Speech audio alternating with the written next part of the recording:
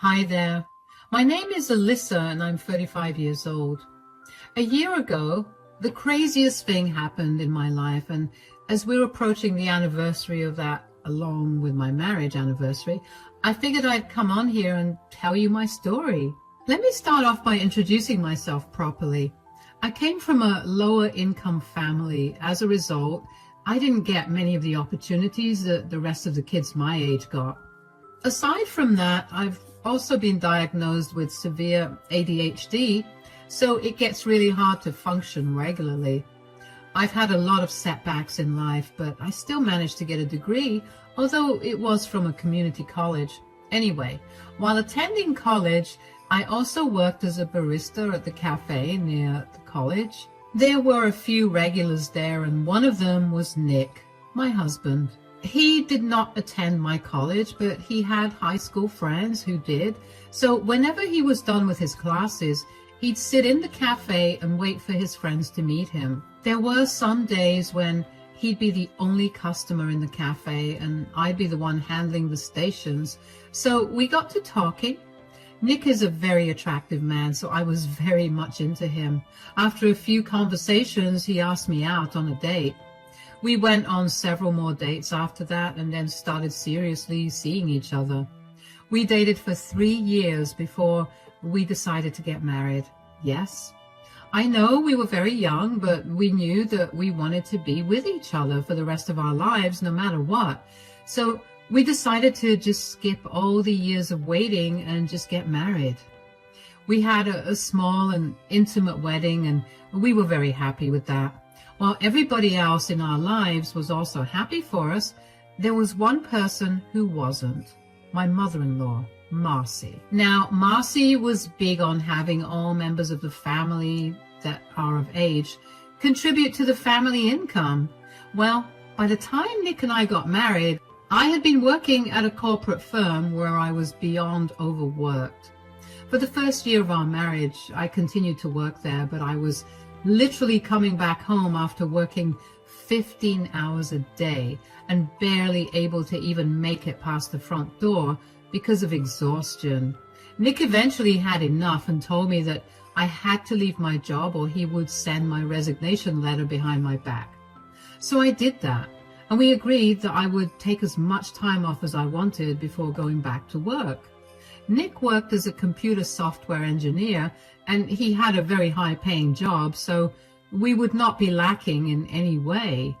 Marcy hated that I wasn't working. She made it her job to bring it up every single time she visited us or if we visited her.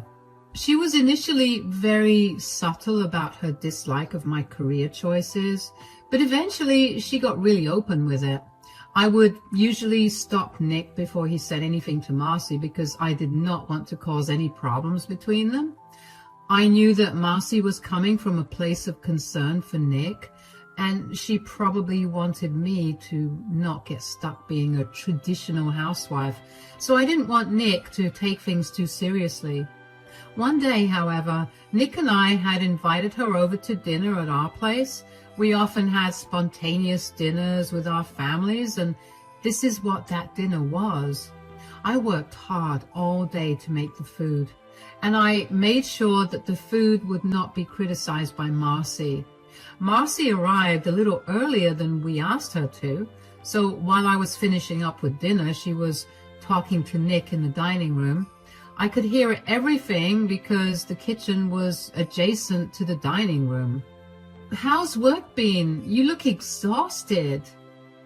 "I know, I am exhausted. We've been working on this huge project for one of our biggest clients, and the deadline is a little tight. I've been pulling way too much overtime, but I'll be done with the project in a few days." "Make sure you get enough rest then." "All right, dinner is served. I hope you like it, Marcy." "You better hope I do too. I mean, I expect the food to be good considering you don't do anything around the house." "What's that supposed to mean?" "You know, Alyssa isn't working right now, so she's been lounging around the house all day. She had only one job to do today, and that was to cook.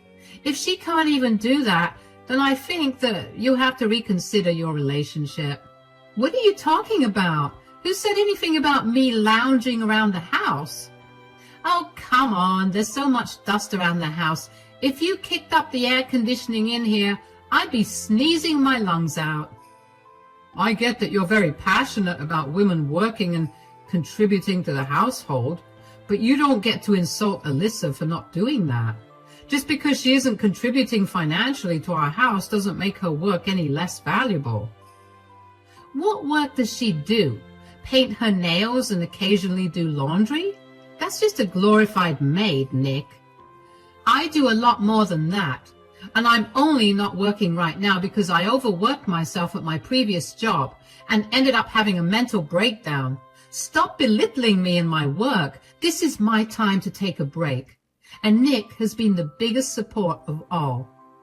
Of course you have some stupid excuse ready to justify your laziness.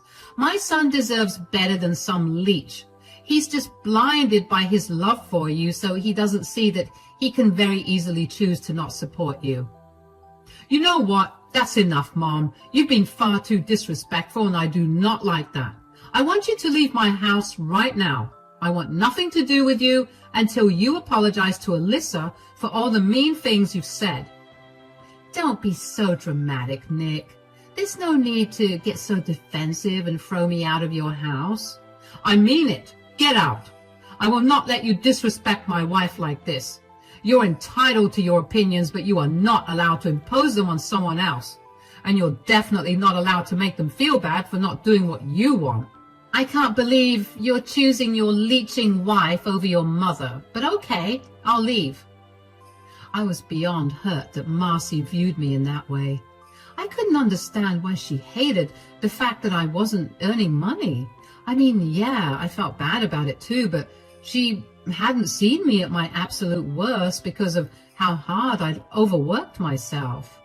I'd stretched myself out, so I think that it took me months to recover from the stress. The more time I spend away from work, the better my mind feels, and that's what Nick has repeatedly stressed that he cares about. Was I the best housewife? No, of course not. But I made sure that all of Nick's needs were taken care of. I cooked all of the meals and kept our spaces tidy, so even if they weren't very clean, there was no mess. I was really glad that Nick had stood up for me that day. I was too shocked by what Marcy had said to even stop Nick. But his standing up for me against his mother made me feel better about my decision to stick to being a housewife. After Marcy left that day, she left me a long message about how I had poisoned Nick's mind. I deleted her message and chose to ignore it. I knew that Nick supported me regardless of what I did, and that's all that mattered to me. Nick, on the other hand, was beyond furious at his mother. All the times that I stopped him from standing up for me bubbled up and exploded. He could not bring himself to think of his mother without getting really upset at how she'd treated me. He refused to talk to her, and initially I respected that. But then we hit the 1-year mark since we spoke to Marcy, and I began to get worried. I mean, I agreed that Marcy did disrespect me, but I didn't think Nick needed to have no contact with her for so long either. I tried to talk to Nick about it, and he told me that he'd given his mother a condition to fulfill if she wanted him to talk to her. He wanted her to apologize to me. I didn't think that would happen because if there's one thing you should know about Marcy, it's that she is very stubborn. 2 more years passed just like that. I kept trying to get Nick to contact Marcy again, but he wouldn't listen to me. Aside from that, I also began focusing on my career again, not because of what Marcy had said, but because I began to feel the need to do something better with my time. So I picked up an old hobby of mine, writing, and decided to see if I could earn anything through that. Turns out freelance writing paid me pretty well. So I tried to find various other content writing jobs over the 2 years. One particular day, I'd gotten a call from Marcy. I'm not joking, but I almost dropped my phone when I saw her caller ID. I couldn't fathom why she was calling me, but I hoped that it wasn't about any bad news. I hesitantly picked up the call. Hello? Hi, Alyssa, it's Marcy. Oh, hi Marcy, how are you? It's been a while since we last spoke. Is everything all right? Yeah, everything's good and I'm doing all right. I wanted to talk to you about something. Oh, what is it? Well, we haven't spoken in years and I've been thinking about what got us here. I then realized that I owe you an apology. Really? That is not where I saw this conversation going. I know this must be really shocking to you, but I realized that I was being too narrow-minded and the last thing I wanted to do was lose my son. You were right. I should be happy that my son's happy. What happens between you two is none of my business. I overstepped by a lot, and I was too stubborn to apologize. I should have been more empathetic and kind to you. At least that way, I wouldn't have lost so many years of contact with my son. Oh, it's okay, Marcy. You don't have to apologize. It's all water under the bridge now. No, I have to apologize properly. I'm really sorry for what I said to you that day.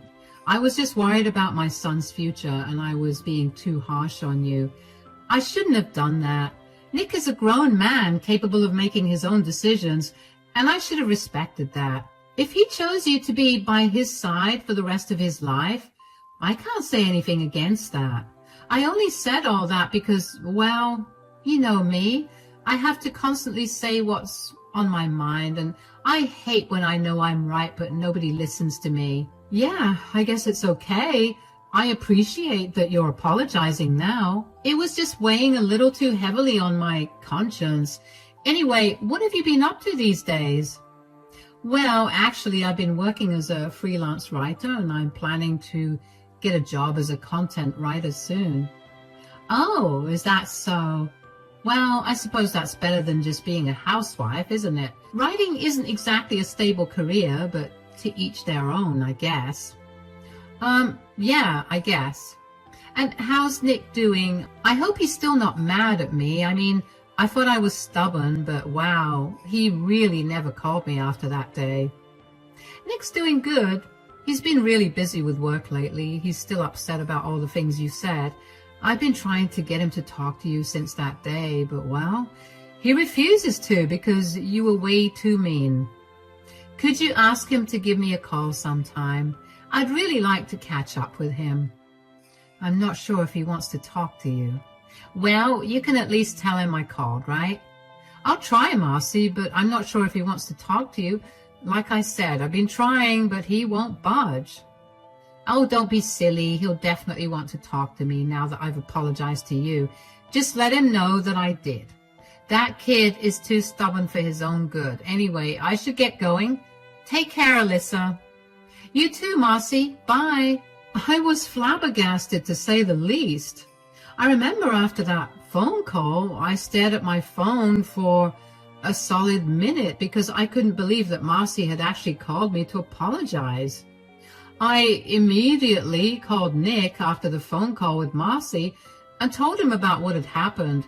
He sounded just as shocked as I was that his mother had given in and apologized. I then asked him to give her a call because she had specifically asked for him. Nick said that he would, and I finally felt like a weight had been lifted off my shoulders. It felt so weird being the reason for ruining the relationship between Nick and Marcy, and I really wanted their issues to be resolved. So when, in a week, they were back to being on good terms, I felt great. But it quickly became apparent that Marcy's apology was not a genuine one. I mean, for the first 2 months or so, she was really nice to me. She never brought up my career, not even subtly or as a joke. But then she started to bring it up slowly, and she made sure to do so when Nick wasn't around to hear her. I didn't say much to her, and I guess she took that as a cue to be bolder with her words. I would let her ramble on about her opinions of me, but I kept Nick out of it. I didn't want to be the reason for them not talking again. At some point, Nick figured out that his mother had gone back to her old ways, and I had to beg him to let it go. I had managed to land a good job where I earned a decent amount of money, so all of Marcy's words meant nothing to me. She refused to listen to me when I tried to correct her, so her words were only coming from a place of ignorance. Nick still was not okay with his mother's behavior, so we distanced ourselves from her. Luckily, Marcy didn't pry any more than I thought she would, and she let us be, mostly. That's how the years passed, and let me tell you, not having Marcy around constantly did wonders for my mental health. Nick and I were doing great too, and we began preparing to celebrate our 10-year anniversary. We had been saving up for over a year to throw a huge party. We booked a hall at a 5-star hotel 6 months in advance, so yes, we were really going all out with celebrations. About a month before our anniversary, Marcy asked us if we were free to have lunch with her one day. Nick and I reluctantly agreed and met up with her at her favorite restaurant. The lunch went mostly well, but towards the end of lunch, Marcy brought up our anniversary. So your anniversary's coming up. How long have you two been together again? Yeah, it's been 10 years. 10 years? Wow, I wonder how you two even got to be together for so long. What do you mean? I mean, no offense, but I figured that you two would break up a year into your relationship. Why would you think that? I don't know. Intuition, I guess. Well, you were wrong. I've been really happy to be with Alyssa, and I'm so glad that we'll be celebrating 10 years together. Although we've been together for 13 years, technically. Wow, that's a long time. So have you guys planned out anything to celebrate your time together? We were thinking of throwing a huge party. How huge? Like booking a hall and having all our friends and family there. We want as many people there as possible. Why do you want so many people? That's going to cost a lot. Yeah, but we've saved up enough. Besides, we have a very small wedding and we wanted to go all out for this one. When you say we saved up, do you mean only you saved up? Because I know that Alyssa can't hold a job down to save her life, and that's why she keeps reverting back to being a housewife. Alyssa actually contributed quite a lot to it. And how in the world did you arrive at the conclusion that she can't hold a job down? She's been working at the same company for the last 5 years. Not to mention, I've told you over and over again, whether Alyssa chooses to work or be a housewife, it doesn't mean she isn't doing any work. Please, we all know she's barely making anything. Everything she earns goes into funding herself and her extravagant hangouts with her friends. And I know for a fact that she doesn't do anything at home. I've come over unannounced a lot of times, and every time I get to see how filthy the house is. Okay, well, I don't see how my income or my work around the house is of any importance to our anniversary celebration. Can we just drop the topic? Of course, you want to drop the topic. You know I'm hitting close to home and you can't stand it. No, I just don't think that's necessary to discuss when we're talking about how happy Nick and I are to be celebrating 10 years together.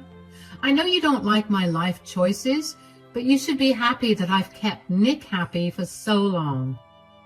Kept Nick happy? You've worked my son to the bone. You do nothing but take all his money so you can dilly-dally and not take over any of the responsibilities. That's enough, Mom. Drop it, or you will not be invited to the party. Whatever. You'll soon realize how right I was about Alyssa being a leech. And when you come crying to me, don't expect me to comfort you. He won't be doing that. Anyway, I have to leave for work right now. Bye. I'll leave too. We'll take care of the bill. Bye, Mom. I don't know why I expected any better from Marcy. Of course she still thought of me as some parasite, even though I was earning more than she was. Nick and I disregarded that lunch with Marcy and chose to focus on planning our grand celebration of our love. We invited all of our family and friends, and while all of them RSVP'd yes, only one person took a long while to respond. That was Nick's grandmother and Marcy's mother, Denise. Denise and I had a great relationship. We got along really well, and Nick was her favorite grandchild. However, over the last few years, her health had deteriorated significantly, so she was not sure if she'd be able to make it to our party. We didn't mind, and we figured we could meet her earlier in the day to celebrate with her. So imagine our surprise when we saw her there at the party too. Denise had arrived with Marcy, but she'd stayed behind a little so she could surprise us. Marcy had greeted us first. "Happy anniversary, you two. This place is gorgeous." "Thanks a lot, Mom. Of course this place is gorgeous." Alyssa planned the whole thing, and you can't expect anything less from her when it comes to these things. "You sure did pick a good one, darling." "Grandma, you came." "I know I'm old and all that, but I'm not missing out on any of my grandson's milestones. Happy anniversary to both of you." "Thank you so much, Denise, both for the wishes and for coming here today." "This party seems a little dull, don't you think?" "What do you mean?" "I think we need to make a toast to the lovely couple." "That won't be necessary, Mom." "Oh, that's nonsense. There's the mic." "Marcy, please, we're not making toasts. Consider this a gift to you two from my side." "Everyone, if I could have your attention, please, I'd like to make a toast to the couple, my son Nick and my daughter-in-law, Alyssa. Thank you all for being here tonight to celebrate their 10th anniversary. It's truly a milestone, isn't it? Now, I just want to say that 10 years seems like a breeze when all you do is mooch off your husband. But somehow, Alyssa, you've managed to make it look effortless. I know you must all be thinking that Alyssa's a working woman right now, but let me tell you, she barely makes minimum wage. Everything she earns goes into her own pleasure, while my poor son has to take the brunt of all the financial responsibilities." "Marcy, that's enough. I mean, really, what have you ever contributed to this marriage besides your laziness and incompetence? Shutting me up right now is of no use. I did my best to try and accept you, but every time I see you not lift a finger while my son works like a dog, my blood boils with rage, and my poor darling son. He's so blinded by his love for Alyssa that he refuses to see the truth." "Excuse me, everyone. I'm sorry to interrupt, but I cannot bear to listen to any more of Marcy's ramblings. Please do not take anything that she said seriously. She's just desperate for attention and is willing to do anything to get it." "Mom, what are you doing?" "I'm just speaking the truth, dear. Since you wanted to speak your mind about Alyssa, I figured I could speak my mind about you. You see, everyone, even if Alyssa were just a housewife or someone who barely earns minimum wage, at least she didn't steal money from her own mother, thinking she wouldn't notice." "What?" "Wait, the money that you had been saving up for your expensive surgery?" "I'm afraid so. Turns out our super feminist Wonder Woman over here lost her job 2 months ago and hasn't been able to get back on her feet. She came to me a few days ago begging me to help her out. I distinctly remember saying no. Marcy cried like a baby, but then she got herself together and asked me if she could cook me dinner. A few bites into dinner, I started to feel groggy. I ended up falling asleep pretty quickly. The next day, when I went into my safe, all the money that I had saved up for my important life-saving surgery was gone." "Mom, how could you say that? That's a lie. You have no proof." "I have plenty of proof. My safe had a hidden camera in it, and it caught you red-handed." "That is not true." "That's enough. I can't believe you would do something like that. Do you even know how long Grandma had to save that money? You constantly gave Alyssa grief for making me work like a dog, yet here you are stealing important money from your own mother." "Nick, please, I didn't. I don't care. I don't want to be around someone who would stoop so low. You need to leave or I will call security." To say I was shocked would be the understatement of the century. I figured that Marcy had something up her sleeve the second she started talking about making a toast. After all, she may have apologized for her behavior years ago, but she still didn't approve of what I did for work. I had no idea about the important surgery that Denise had to get up until that night. I knew that her health was not doing so well, but I had no idea that she needed surgery. Later on, Nick filled me in on the details. Apparently, Denise needed to have surgery done for her heart. It was clogging up and she was at severe risk for a fatal heart attack at any point. She had been slowly collecting her pension money for 2 years in order to get the surgery. Nick had been helping her out every once in a while, and he didn't tell me because Denise had asked him to keep it a secret from everyone. Neither of us knew why she wanted to do that, but I was glad that Nick was able to adhere to her wishes and still help her out. What was the most shocking was for Denise to stand up and expose Marcy that way in front of everyone. Denise is not a very loud person. She loved to keep to herself and was generally pretty quiet. So for her to do that was beyond shocking. Marcy looked like a ghost when Denise exposed her. I have to say that I felt so disgusted by Marcy's actions. That was the last thing I expected of her. I knew she was not a good person, clearly by the way she treated me ever since I got married to Nick. But I didn't think she was capable of stooping even lower than that.